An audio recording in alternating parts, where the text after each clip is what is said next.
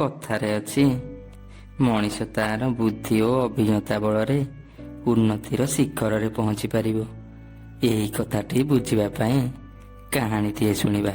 ଗୋଟିଏ ସହରରେ ମନୋରଞ୍ଜନ ବାବୁ ଏକ ଇସ୍ପାତ କାରଖାନା ତିଆରି କରିଥିଲେ।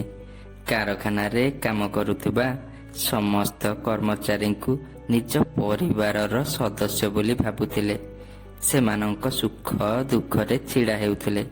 ସେ କର୍ମଚାରୀଙ୍କର ସମସ୍ୟାକୁ କେବେ ହେଲେ ଅଣଦେଖା କରୁନଥିଲେ, କାରଣ ସେ କାରଖାନା ଆରମ୍ଭ କରିବା ପୂର୍ବରୁ ଅନ୍ୟ ଏକ କାରଖାନାରେ କାମ କରୁଥିଲେ।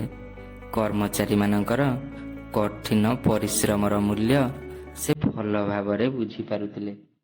କାରଖାନାର କାରବାର ବଢ଼ିଯିବାରୁ ତାଙ୍କ ଭାଇ ରଶ୍ମି କାରଖାନାର ବିଭିନ୍ନ ଦାୟିତ୍ୱ ନେଉଛନ୍ତି। ରଶ୍ମି ମଧ୍ୟ ଭାଇଙ୍କ କଥା ମାନି ସହଯୋଗ କରୁଛନ୍ତି। ଏକଦା କାରଖାନାରେ ଗୋଟିଏ ମେସିନ୍ ଖରାପ ହୋଇଗଲା। ଏଥିପାଇଁ ଉତ୍ପାଦନରେ ବାଧା ସୃଷ୍ଟି ହେଲା।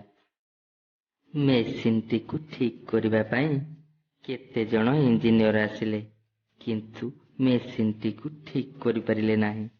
ଏଥିପାଇଁ ମନୋରଞ୍ଜନ ବାବୁ ଚିନ୍ତାରେ ପଡ଼ିଯାଇଥିଲେ।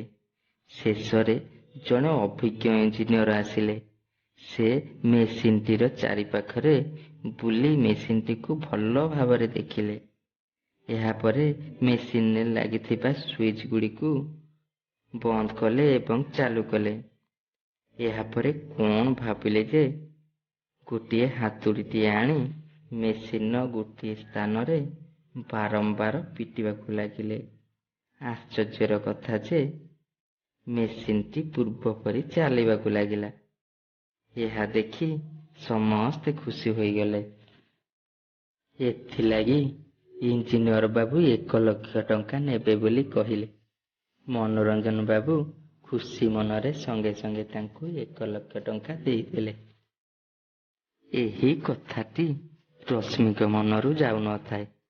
ସେ ଭାଇଙ୍କୁ ଏକା ଦେଖି ପଚାରିଲେ, ଭାଇ, ଆପଣ ମେସିନ୍ ଠିକ୍ କରିଥିବା ଇଞ୍ଜିନିୟରଙ୍କୁ 1,00,000 ଟଙ୍କା ଦେବା ଉଚିତ ନଥିଲା, କାରଣ ସେ ତ ହାତୁଡ଼ିଟିଏ ନେଇ ମେସିନ୍ର ଗୋଟିଏ ସ୍ଥାନକୁ ବାରମ୍ବାର ବାଡ଼େଇବାକୁ ଲାଗିଲେ ଏବଂ ମେସିନ୍ଟି ଆପେ ଆପେ ଠିକ୍ ହୋଇଗଲା।